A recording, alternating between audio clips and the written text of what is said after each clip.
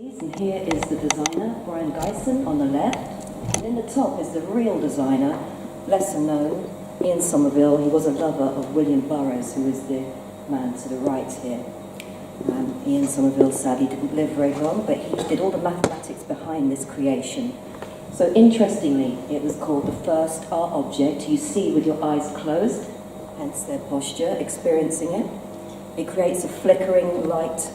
You put a cylinder on a record player, if you've not seen one, and the light hangs in the middle, and it spins, obviously. This one was 78.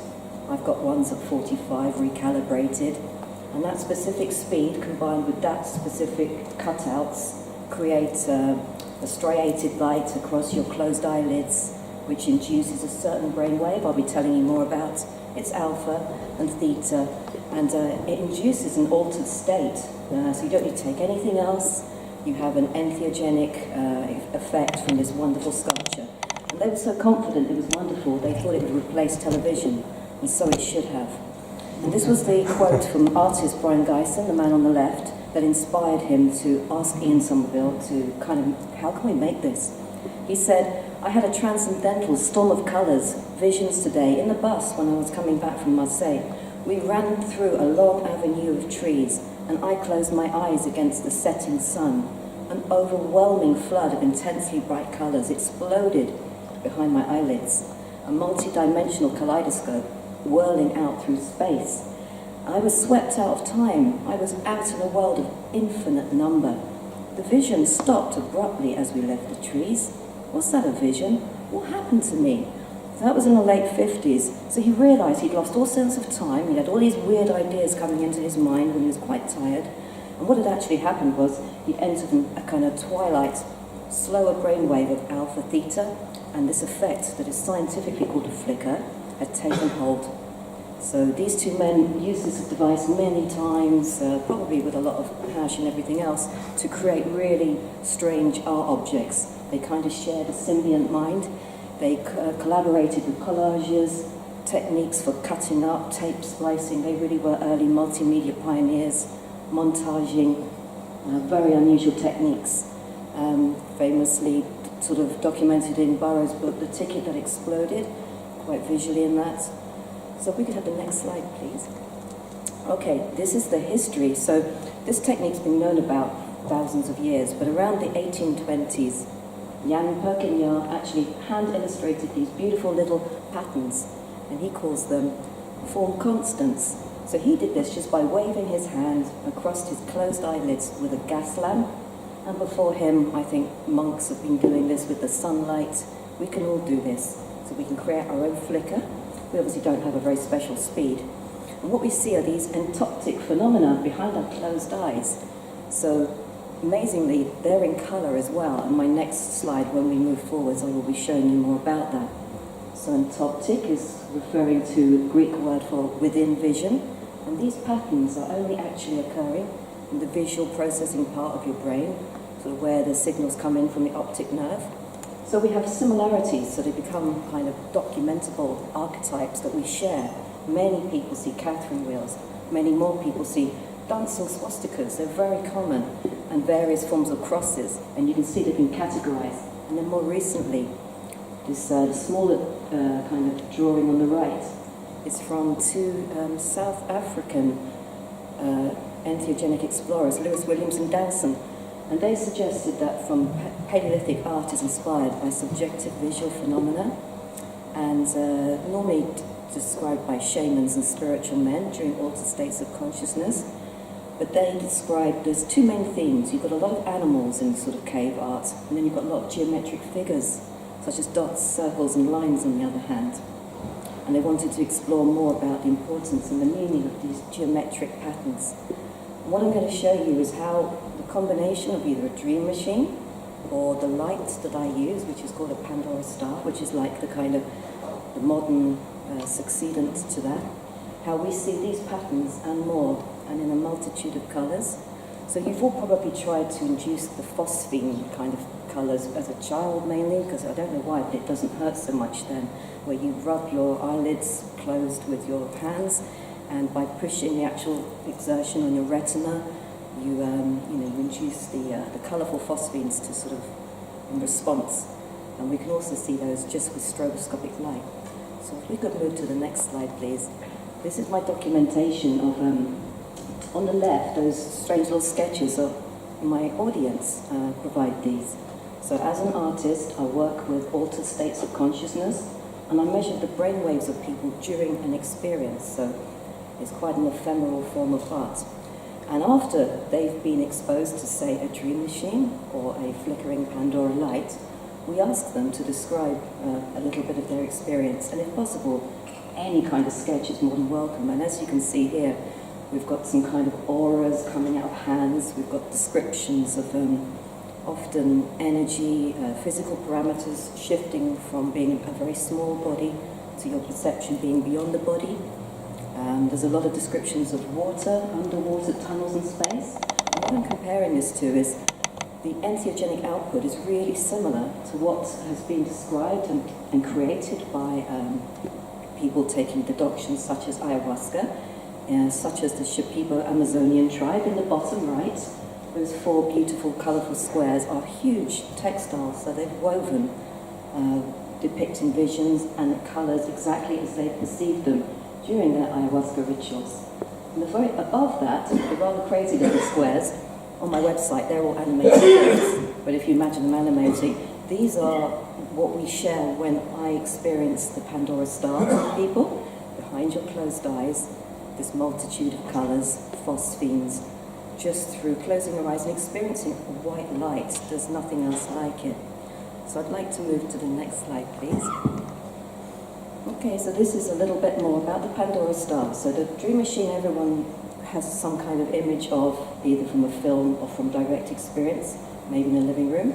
Pandora star is one of the new technologies where we use the frequencies of light, but we use a dynamic software so we can actually choreograph how long, what kind of sine waves, the intensity of it, and what the desired output is. So it could be for meditation, it could be for journeying, it could be for out of body, it could be a 3-hour experience.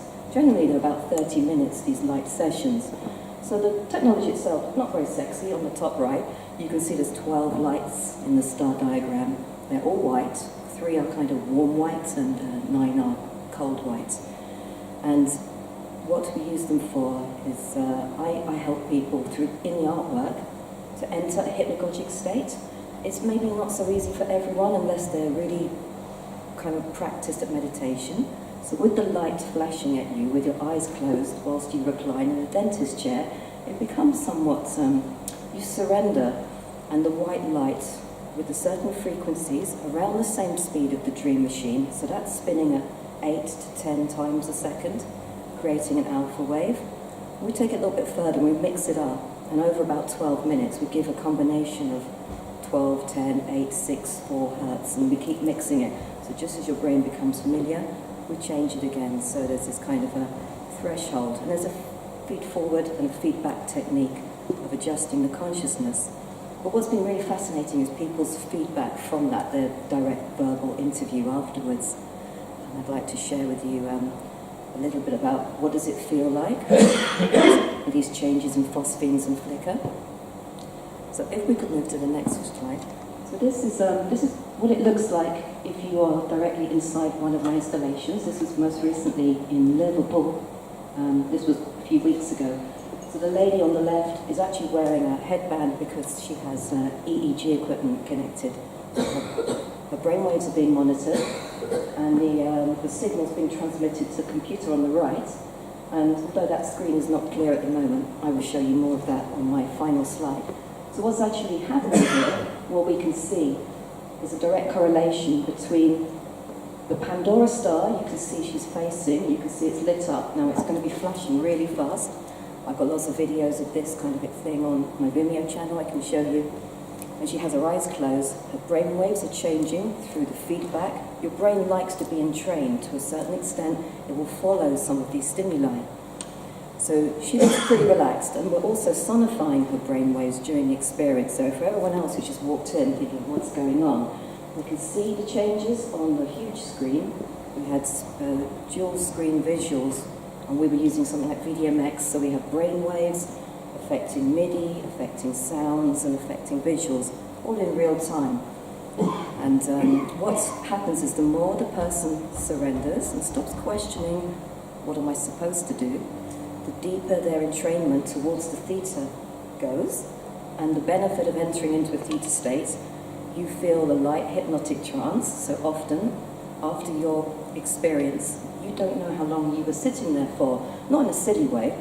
Maybe, you were told repeatedly it would be 15 minutes, but afterwards, when asked, you think it was just a few minutes. And the next sort of thing, apart from time distortion, is the non-linear narratives greatly increase. So somebody who would not describe themselves as being particularly creative or having a very inspirational day, afterwards will say, wow. Then it normally goes, thank you, which is great. And then they say things like, I saw nuns in a canoe, 7 nuns. I was like, wonderful, that's a great, that's album artwork just coming out. So you get these, surrealism, really enhanced, deep visuals. And sometimes you may experience memories from, of course, your own life. They may not be wanted, but the thing is, in this twilight theta state, this hypnagogic state, which is similar to when you're just drifting off to sleep, you get those ideas, but you either go to sleep or you pull out. But they tend to not really be, you can't maintain them for very long. So you experience the idea maybe at a slightly further away distance. So in a way, that is also a useful kind of lightly hypnotic process of allowing things to move away from you. And this is just like the dream machine, except this is programmable, it's very portable, and it can do a lot more. It's also a lot more expensive. What I love about the dream machine is we can all have it, make it, whether it's cardboard, paper, laser cut plastic. This is a very high-tech light, and it's generally used by the people who supply it for wellness retreats, deep meditation, and so on, in combination with sound healing. And there's one warning that accompanies any flickering light experience. If you are thinking you'd like to try it, I can help you try it. And it's in case you have ever experienced photosensitive epilepsy, then that's really going to be not suitable. And that's maybe 1 in 10,000 adults. You probably would know by now, either through a disco or the light off of a swimming pool. If it's dazzled you and you've lost yourself for a second, then these kind of photic entrainment altered states are maybe not for you. I'm going to move to the last slide now, which is a deeper look into the artwork and a little bit more about the brainwaves I measure. So I'm a researcher. It's unpaid, but I love it, at Greenwich University. It's a kind of visiting position. So mainly I'm looking at the publications, and I'm looking at altered states, particularly lucid dreaming was my previous focus, and currently it's more towards the hypnagogic, just daydreaming, the benefits of just allowing your mind to wander and letting go, and being a bit more open-minded and not so in control. So where I measure the brainwaves from are only the frontal lobes. So I'm not using these shower caps with multi-channels. I've used those in previous jobs. And from the frontal area, it's really useful and interesting for me because it's our decision-making area. So I can see if someone's really concentrating and thinking, what am I supposed to do? I feel silly sitting in this chair. And the minute they let go and the time thing starts to happen, we see their brainwaves really change. And as you can see on these 2 lovely images at the bottom right, we can't see the word here maybe, but this says beta. And you can see there's quite a thick cluster of activity, whatever it is, electrical activity raised in there. That's me looking at the screen, like really counting things, really attentive. And above it is almost an inverse, and it's a hypnagogic kind of state. One side, so the 2 little graphs are your left and your right, exactly as you're looking at them, above each eyebrow. So you have the graph that has a black background. The left side's really, really calm, really low amplitude. It's wonderful. This person's in a theta wave state. I can only imagine they're having a real ride of amazing visuals. They've surrendered, they may be problem solving, or they might just be totally relaxed. Maybe there's no nuns in canoes. But on the right side, we've got this kind of pulsing, rhythmic pattern, and that's one of their eyes is kind of starting to flicker with the light. And that sometimes happens, even when you feel really relaxed. Your eyes might kind of twitch because of the highly stimulating stroboscopic lamp. And when we ask people to describe things afterwards, they start talking about colours and the combinations they've never seen before. It's wonderful, you know, really, really intense psychedelic colours. And I remind them at that point, it was just a white light. And generally there's quite a bit of amazement there. They think that we've been shining like fairy lights at them or something. Just above the little graphs of my brainwave data, you can see a real shortcut to what the brainwaves, kind of the different frequencies. So they're broken into speeds. And the one that everyone talked about in the 60s and still do for meditation, it's wonderful, is alpha. You just close your eyes, breathe deeply by slowing your breath. You know, you start to enter a relaxed state. But if you can take that a bit further and either have flickering, might be on the train, through the trees, just like Geisen described, or if you induce it yourself with your hand, or if you sit in front of a dream machine you've constructed at home, you can allow your mind to go deeper and, as I've said, receive new ideas. So I've been really fascinated with the feedback from people, the amount of kind of amazement we've heard, that they just sitting in the chair, you can't believe what they're experiencing. So it's phenomenal, and it's a phenomenon that I keep studying and I like to bring out in artworks. So I'm kind of wrapping this up because I hope you've got some questions for me, and I know it's a little bit late, so thank you for your time, and please ask me anything I might be able to answer.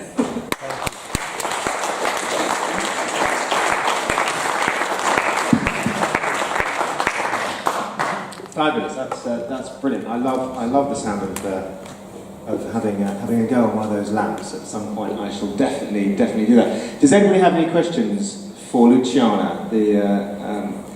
Any questions? I'm sure that yes, I knew there would be some questions. Yeah, fabulous. It sounds fascinating. I'd be interested to hear what are the sort of practical applications of this for day-to-day life of someone who isn't an artist or just an ordinary person. Oh, there's a wonderful place. So the inventors of the technology, they're based near Old Street in London, near the roundabout. So the Pandora Star is the lamp. They also have Pandora Spa, and they will offer you the most deeply relaxing, rejuvenating kind of body massage combined with huge gongs, so you'll be surrounded if you want that type of treatment, so you can go really deep. Or they offer workshops in lucid dreaming combined with the lamp, so people will prepare for these events. But you can just have, just like you would book a regular massage, you can have a really deep, beautiful one with the light. And there's a multitude of programs, so I keep mentioning the theta wave one. There's an acid squirrel, there's a deeply meditative one. I use one quite regularly called Motivate. It's about 17 minutes long, so you can kind of choose what you want after a consultation with them. And you could just lie in a chair, you don't have to have any massage, but they specialise in a holistic and real well-being centre. Did you say acid squirrel? That's the one I was doing yesterday in the University of Kent. We did about 30 people on acid squirrel. Fantastic. Can you bring the acid squirrel next time? We ask for the acid squirrel. Any more questions? Any more questions for Luciana? And I just want to ask one thing. You mentioned hypnagogia, is that right? Is there something hypnopompic? I'm sure. Exactly. So that's the other side of sleep. Just as you're waking up, you start to get awareness that you're awake. If you don't rouse yourself too much and just stay there, you may dwell in the hypnopompic state, where again, theta waves are kind of around you before everything kicks in and you're aware of what you're supposed to do and time restraints and all that rubbish. So they're really beautiful, these liminal states either side of our sleeping routines. Fantastic. Any final questions for Luciana before we wrap up for the evening? In that case, I shall bring proceedings to a close. But Luciana, thank you ever so much for fascinating.